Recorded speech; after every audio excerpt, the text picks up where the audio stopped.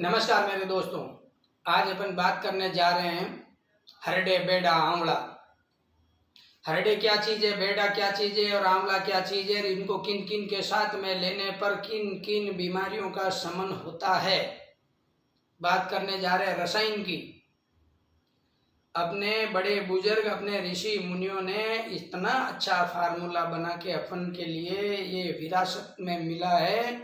इसको आप ध्यान से सुनो, समझो और इसका यूज करो। बहुत अच्छी अद्भुत औषधि है ये। अभी इसको कैसे लेना है, कितना क्या मात्रा में लेना है, अपन उसके बारे में बात करते हैं। क्यों हरडे, बेडा और आंवला समझ के अपन छोड़ देते हैं। 140 बीमारी का शमन करने वाला है ये। किन किन बीमारियों में कैसे कैसे यूज करते हैं, पेन और डायरी ले लीजिए, मैं आपको नोट करवा देता हूं। हरडे हरित की बोलते हैं इसको। बेडा आंवला, आंवला को आंवली भी बोलते हैं, अम्ल बोलते हैं।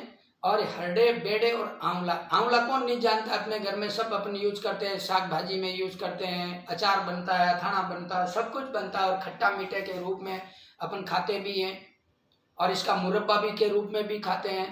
आंवला तो खाना ही चाहिए। आंवला एक ऐसा रसायन है जो बहुत अच्छा है, खून को बढ़ाता है, लीवर को डिटॉक्स करता है, किडनी अच्छा करता है, खून बढ़ाता है, कैल्शियम से भरपूर है, बहुत अच्छा है। बहुत इन तीनों चीजों में इतने औषधीय गुण हैं। अगर इन तीनों को मिला के किस किस के साथ में कब लेने से क्या फायदा होता है उसकी बात करते हैं। जिनको गैस और कब्जी और एसिडिटी होता है तो रात को लिया जाता है ये। दूध या गर्म पानी के साथ कितना लेना है, अपनी शरीर की प्रकृति को आप पहले समझें, आपको क्या प्रॉब्लम है उसको समझें। अगर किसी को गैस और कब्जी और एसिडिटी है तो पहले तो आपको समझना पड़ेगा कि ये मेरे को बीमारी क्या है, क्यों हुई है। अगर आपका नाभि चक्र ठीक नहीं है और फिर आपको कब्जी रहता हो तो आपका ये जितने दिन लोगे उतना दिन ही ठीक करेगा। अगर आपके अंदर पानी की कमी है तो आप पानी पी के दूर करिए अपनी कब्जियत जो है उसको। तो आपको थोड़ा तो समझना पड़ेगा। फिर आप किसी वेद का परामर्श लो कि मेरे को ये प्रॉब्लम है और मेरे को हरडे, बेडा, आंवला लेना है कि नहीं लेना है। हरडे, बेडा, आंवला पेट साफ करेगा, गैस नहीं बनने देगा, कब्जी नहीं होने देगा। मेरे विचार से अगर कोई 10-15 दिन से ज्यादा अगर आपको लेना है, लंबे टाइम लेना है, तो किसी वेद को पूछ के लेना। पेट साफ करने के लिए लेते हो 3 महीने से ज्यादा तो कभी मत लेना, बहुत घातक है। कोई भी दवा हो तो 3 महीने में अपने को एक बार बंद कर देना चाहिए। वैसे मैं तो 48 दिन का ही बोलता हूँ, क्योंकि अपना शरीर का चक्र 48 दिन का ही होता है, आपको समझना पड़े। अगर किसी को 48 दिन क्यों लेना है इसके बारे में समझना हो तो मेरे को आप कॉल करके पूछ लेना, मिस कॉल मार के छोड़ देना, मैं आराम से जब टाइम मिलेगा तब मैं आपको समझा दूंगा। तो हरडे, बेडे, आंवला, चौथी नीम गिलोय, पंचम मिश्री मिलाई के कंचन काया हो। ये अपना एक बहुत बड़ा अच्छा फार्मूला है आयुर्वेद का। हरडे, बेडा, आंवला, चौथी नीम गिलोय। नीम गिलोय कौन सा, जो नीम के ऊपर गिलोय चढ़ती है उसका। चौथी नीम गिलोय, पंचम मिश्री मिलाई के कंचन काया हो। ये बहुत अच्छी चीज है। ये 4-5 चीज है, हरडे, बेडा, आंवला, नीम गिलोय और मिश्री। ये 5 चीज का अगर मिला के कोई व्यक्ति सुबह लेता है पानी के साथ और 1 घंटा इसके ऊपर कुछ खाना पीना नहीं है। क्यों नहीं खाना है, क्यों नहीं पीना है, क्यों स्नान नहीं करना है, उसका रीजन मैं आपको समझा देता हूँ। अपन जब स्नान करते हैं तो अपना शरीर ठंडा होता है और ठंडा होता है तो अपनी पाचन शक्ति मंद हो जाती है। इसके लिए आप या तो पहले नहा धो लीजिए, फिर इसका आप पाउडर लीजिए। कितना लेना है, कम मात्रा में लेना, अल्प मात्रा, आधा ग्राम से चालू करना, रोज थोड़ा थोड़ा बढ़ाते रहिए। जब आप थोड़ा थोड़ा बढ़ाओगे तो आपका शरीर इसको शूट कर जाएगा, आपके शरीर को भी शूट हो जाएगा। धीरे धीरे बढ़ाते रहिए। 1 घंटे तक ना तो खाना है इसके ऊपर, ना ही पानी से नहाना है। आप योग करिए, कसरत करिए, घूमिए फिरिए, जो भी आपको काम करना करिए। अगर आप इसके ऊपर कसरत करते हो, घूमने फिरने जाते हो, वॉकिंग करते हो तो ये ज्यादा लाभ करेगा। अब इसको कितने महीना लेना, 48 दिन होते ही एक बार आप इसको पूरा कर दी, बंद कर दीजिए 4-5 दिन के लिए, सिर्फ 2-3 दिन के बंद कर दीजिए, फिर वापस चालू कर दीजिए तो भी चलेगा। रात को अगर आपको लेना है तो ठंडे पानी के साथ मत लीजिए, दूध के साथ लीजिए या गर्म पानी के साथ लीजिए, लेकिन कम मात्रा में लेके अपने आसपास में कोई वेदाचार्य रहते हो, कोई आयुर्वेद का अच्छे डॉक्टर समझदार जानकार रहते हो, उनसे परामर्श लेके फिर लेना चाहिए।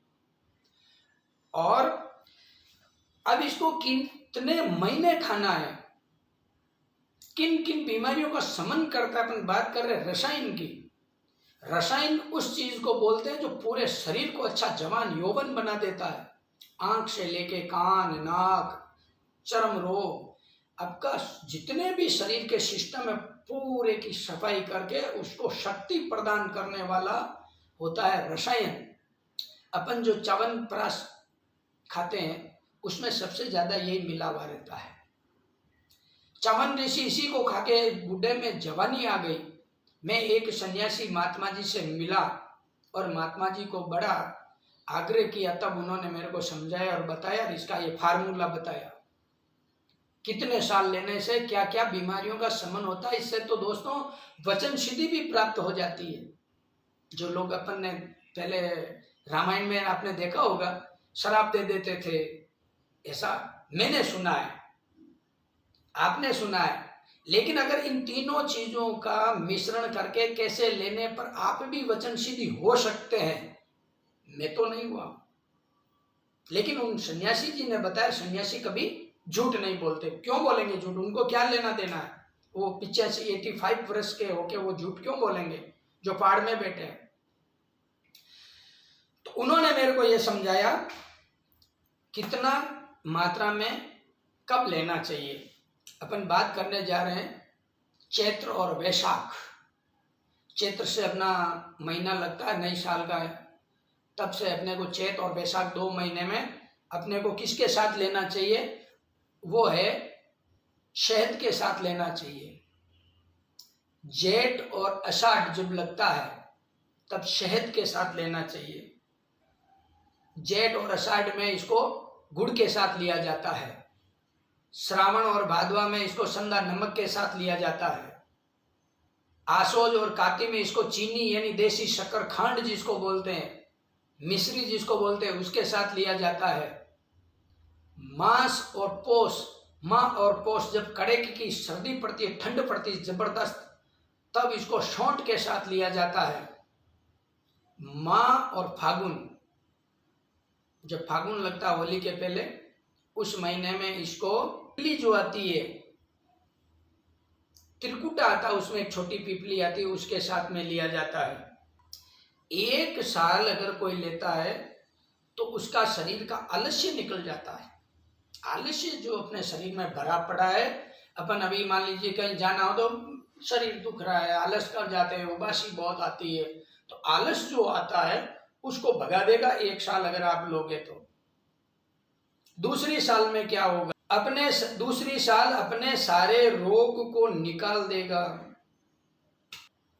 तीसरी साल आपके आंख के जितने भी सारे रोग है वो निकल जाएंगे। चौथी साल में चर्म रोग, आंख रोग, दांत के जितने रोग वो सब हटा देंगे। और 5वीं साल में आपको चेहरे की क्रांति, ओज जिसको बोलते हैं, ओज बल बोलते हैं, क्रांति बोलते हैं, चेहरे की झुर्रियां सब गायब हो जाएगी। 5 साल अगर कंटिन्यू आप लेते हो तो बहुत अच्छा है।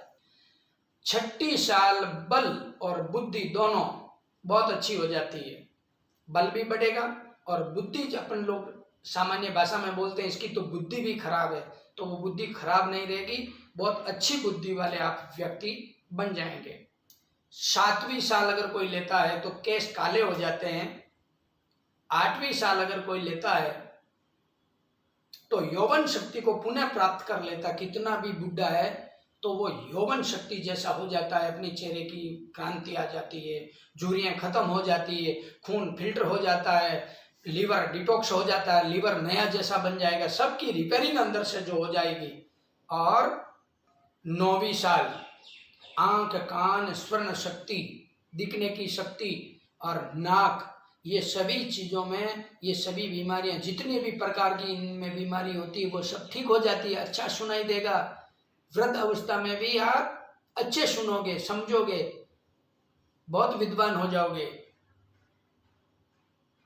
10वीं साल अगर कोई लेता है तो स्वर जो अपन शब्द में है इतनी शक्ति आ जाएगी कि आप बोलोगे तो आपके पास में अगर कोई व्यक्ति बैठा है तो वो ये बोलेगा कि आप जितना बोलोगे उतना अच्छा है। आज आस पास वाले ये बोलेंगे आदमी बहुत अच्छी बात करता है, अच्छा बोलता है।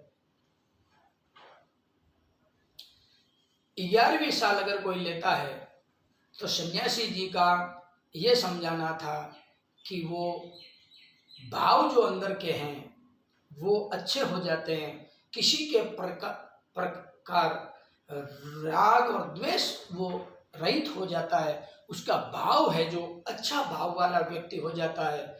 जो जितना उसमें क्षमता है वो बहुत अच्छी क्षमता हो जाती है, सोचने की, समझने की। बुरा किसी का नहीं सोचेगा, गलत काम कभी नहीं करेगा, यानी वो एक सन्यासी जैसा हो जाता है।